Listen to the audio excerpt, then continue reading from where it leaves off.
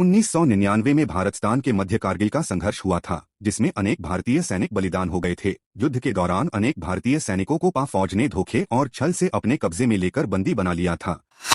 सौरव कालिया उनमें से ही एक वीर भारतीय सैनिक थे। सौरव को गिरफ्तार करने के बाद उनसे भारतीय सेना के राज उगलवाने के लिए पाक सैनिकों ने उन्हें अमानवीय यातनाएं दी। उनके कानों में गर्म सलाखें डाली गई, आंखें निकाल ली गई, उनके प्राइवेट पार्ट तक को काट दिया गया। अंत में तड़पते हुए उन्होंने अपने प्राण त्याग दिए, पर भारतीय सेना का कोई भी राज उन्होंने को नहीं बताया।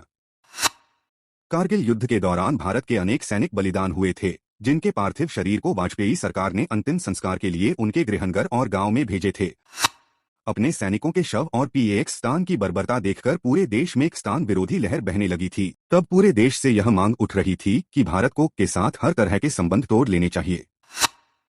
तब भारत में एक मांग यह भी उठी कि पाकिस्तान के विरोध में फिल्म अभिनेता यूसुफिया यानी कि दिलीप कुमार को अपनी निशान-ए-इम्तियाज की उपाधि को वापस लौटा देना चाहिए, क्योंकि भारत में अत्याचारी सरकार के विरोध में पुरस्कार या उपाधि लौटने की पुरानी परंपरा रही थी। जलियांवाला हत्याकांड के विरोध में रविंद्रनाथ टैगोर ने अंग्रेजों की सर की उपाधि लौटा दी थी।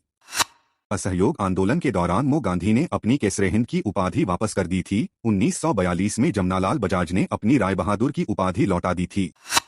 अतीत के उदाहरण देखते हुए यूसुफिया की ओर भी पूरा देश आशा भरी नजरों से देख रहा था कि वे भी अपना निशान-ए-इम्तियाज का पुरस्कार को वापस लौटा देंगे।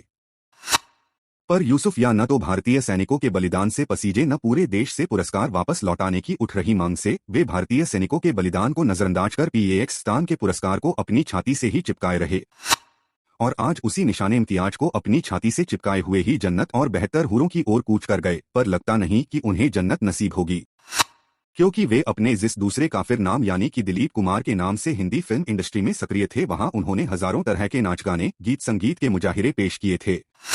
सैकड़ों फिल्मों की रीलों में अपनी लाखों तस्वीरें उतरवाई थी जो आसमानी दीन के अनुसार गुनाहे अजीम थी। तो उनके लिए जगह केवल जहन्नुम में ही होगी।